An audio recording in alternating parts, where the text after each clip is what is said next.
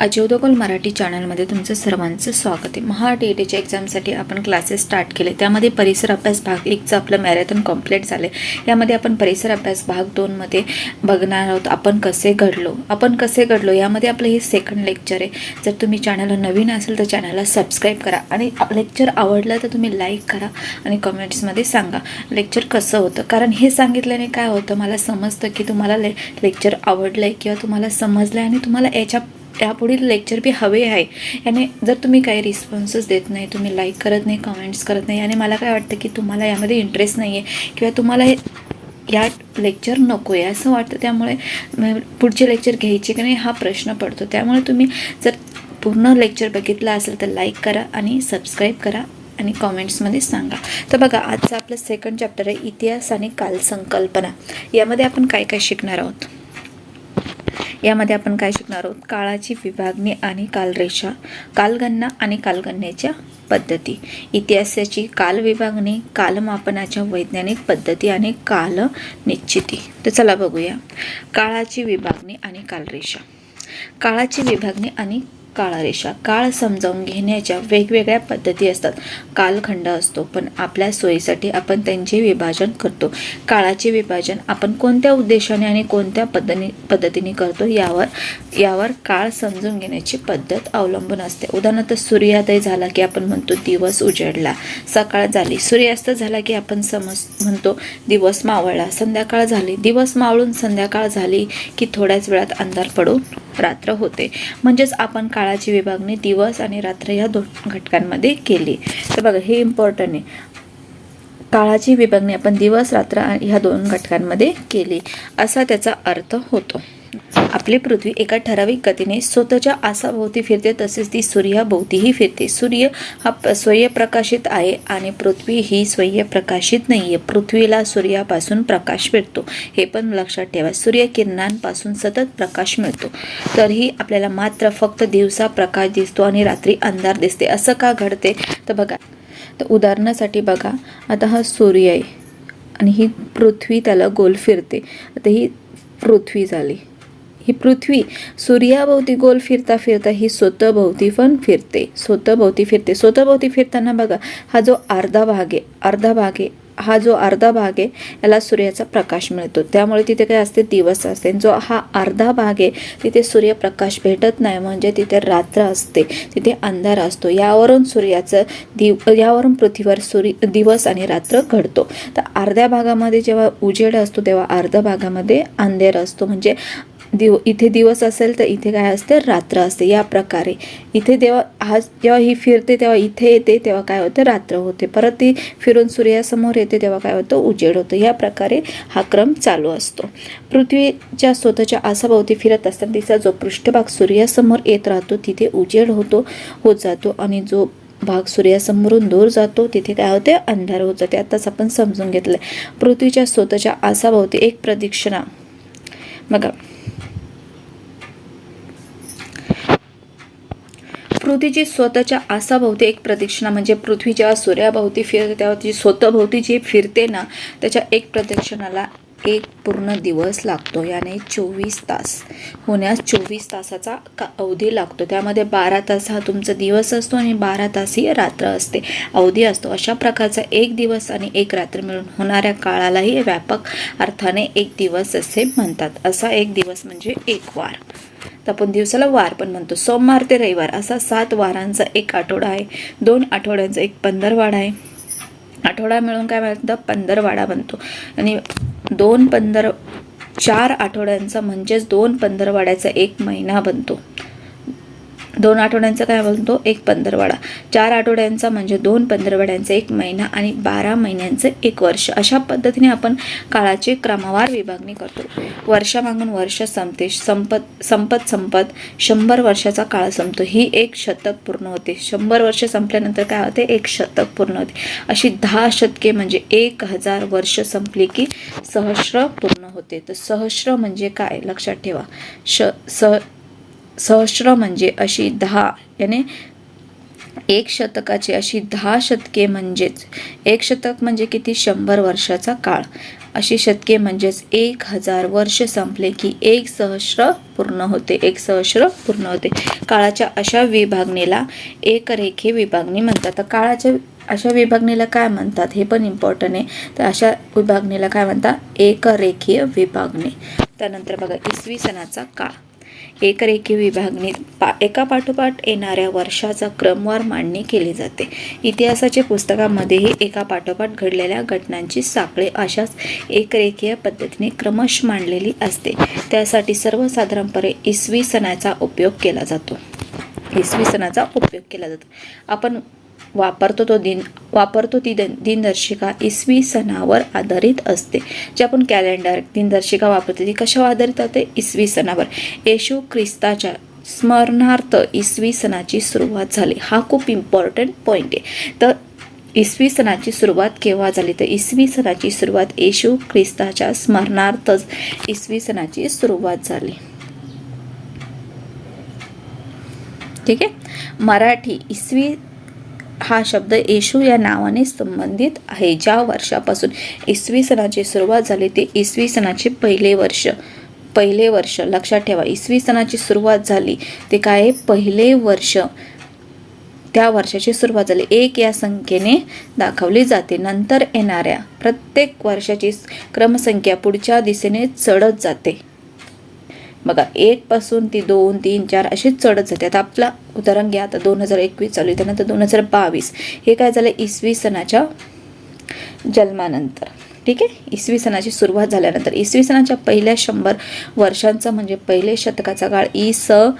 1 ते 100 असा लिहिला जातो. इसवी सणाच्या सहस्र काळाचा काळ 1 ते 1000 असा लिहिला जातो. तर बघा इसवी सन पूर्वीचा काळ. आता आपण इसवी सणचा काळ बघितला.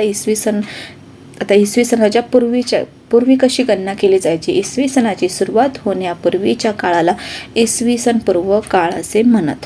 तर इसवी सन पूर्व काळ कशाला म्हणतं हे पण इम्पॉर्टंट आहे. यावर बी क्वेश्चन विचारले जातात. या काळातील वर्ष मोजताना प्रत्येक वर्षाची क्रमसंख्या उतरत्या पद्धतीने बघा. पहिले आपण काय बघितलं? चढत्या क्रमाने 1 पासून 100 पर्यंत. आता इथं 100 पासून 1 पर्यंत उतरता क्रमे मोजताना प्रत्येक क्रमाची क्रमसंख्या उतरत्या पद्धतीने मांडली जाते. इसवी सणापूर्वीच्या पहिल्या शतकाची सुरुवात इ.स. पूर्व 100 या वर्षी झाली आणि ते इ.स. 1 वर्षी या वर्षी इ.स. पूर्व 1 या वर्षी संपले. हा झाला तुमचा उतरता क्रम. तसेच इ.स. सणापूर्वीच्या पहिल्या सहस्रकाची सुरुवात इ.स. पूर्व 1000 या वर्षी झाले आणि ते इ.स. पूर्व 1 या वर्षी संपले. म्हणून इसवी सणापूर्वीचा पहिल्या 100 वर्षाचा म्हणजे पहिल्या शतकाचा काळ म्हणजे इ.स. पूर्व 100 ते 1 आणि इ.स. 20 सणापूर्वीच्या पहिल्या सहस्रकाचा काळ म्हणजे इ.स. पूर्व 1000 ते 1. ठीक आहे. त्यानंतर बघा इसवी सणापूर्वीचा काळखंड लिहिण्यासाठी पद्धत आपण काही उदाहरणाच्या साहाय्याने समजून घेऊ. बघा इथे तुम्हाला समजून सांगितलं परत एकदा. वर्धमान महावीरांचा जीवनकाल इ.स. पूर्वचा काळ बघा 599 ते इ.स. पूर्व 527 हा झाला तुमचा उतरता क्रम लिहिला जातो. तर गौतम बुद्धांचा जीवनकाल इ.स. पूर्व 563 इ.स. पूर्व ते 483 हा पण काय झाला तुमचा उतरता क्रम झाला. ठीक आहे. त्यानंतर बघा कालगणना आणि कालगणनेच्या पद्धती. कालगणना म्हणजे काळाची लांबी मोजणे. काळ मोजण्याची आपल्याला माहिती असलेली पुढील प्रमाणे आहे. तर काळ कसा मोजतो आपण?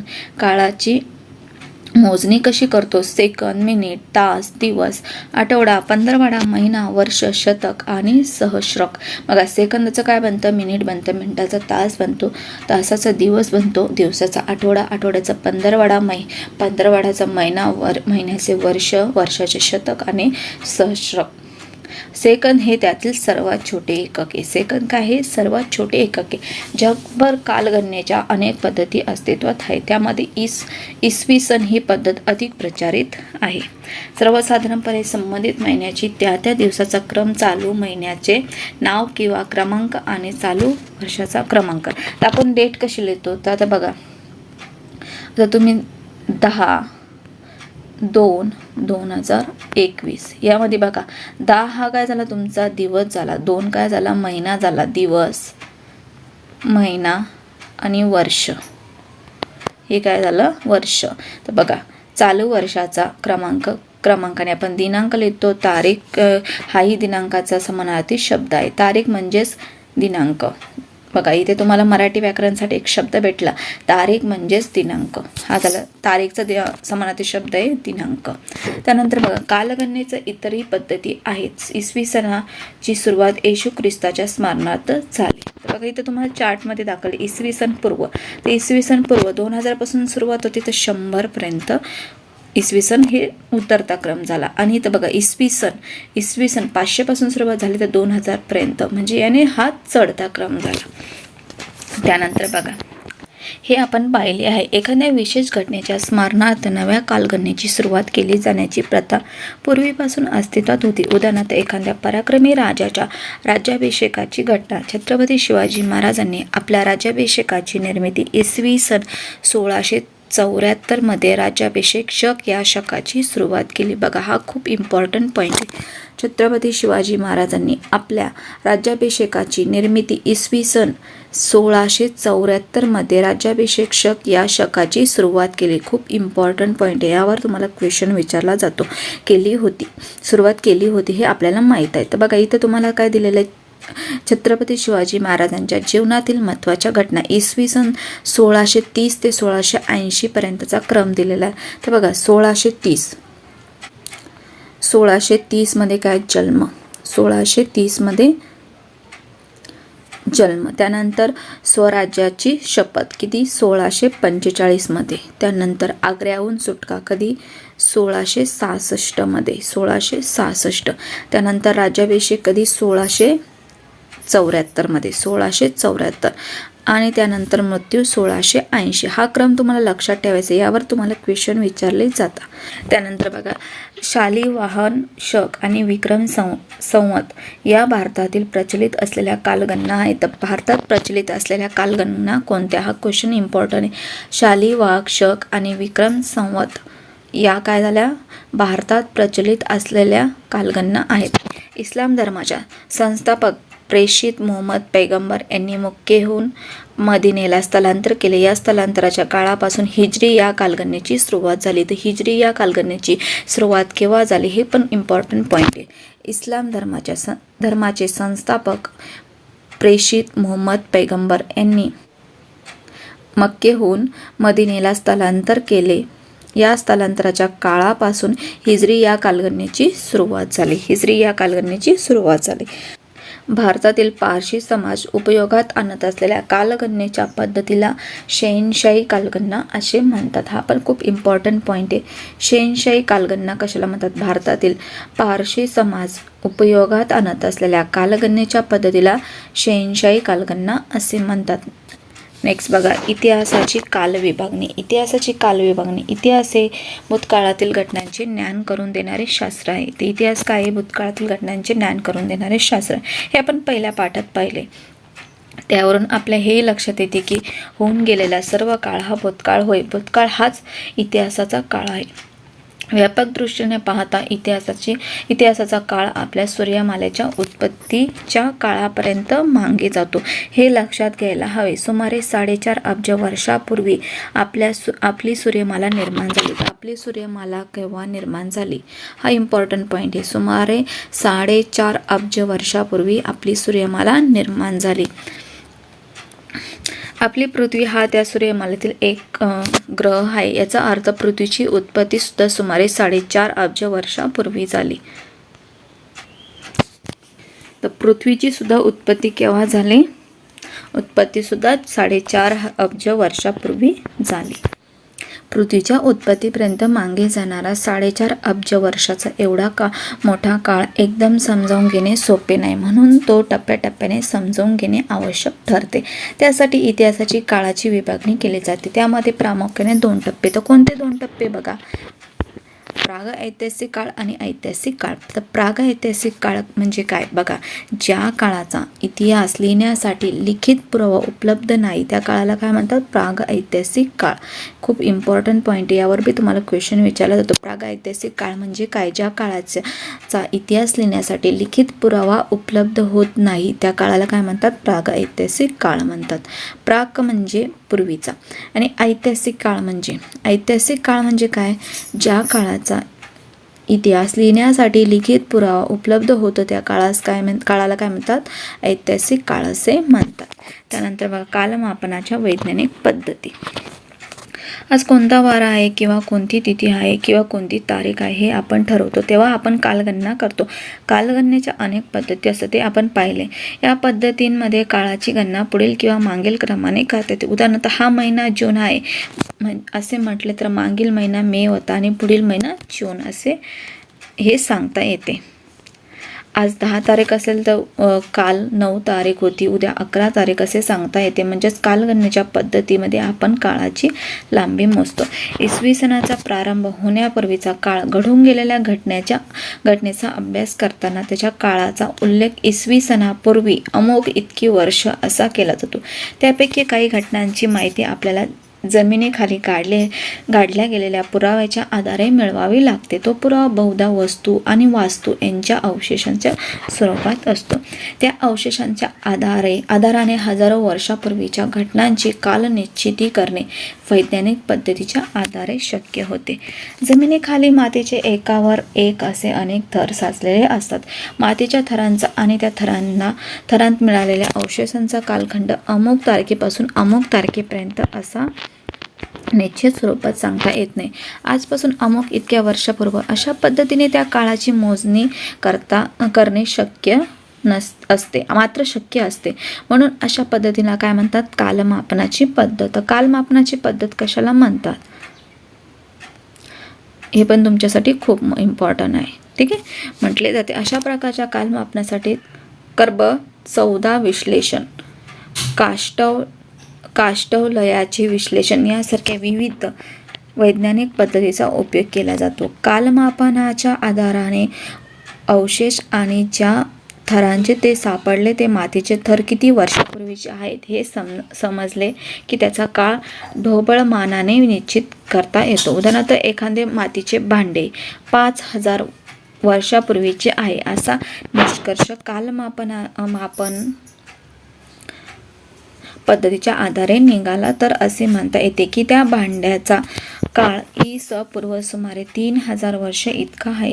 त्याच्या आधारे ज्या संस्कृतीशी ते भांडे निगडीत आहे त्या संस्कृतीचा काळ म्हणजे इ.स. पूर्व सुमारे 3000 वर्ष इतका असे सांगता येईल. तर याच प्रकारे आजचं आपलं लेक्चर इथेच संपले. तुम्हाला लेक्चर आवडलं असेल तर लाईक करा, कमेंट्स करा आणि जास्तीत जास्त शेअर करा. नवीन असेल तर चॅनलला सबस्क्राईब करा. थँक्यू.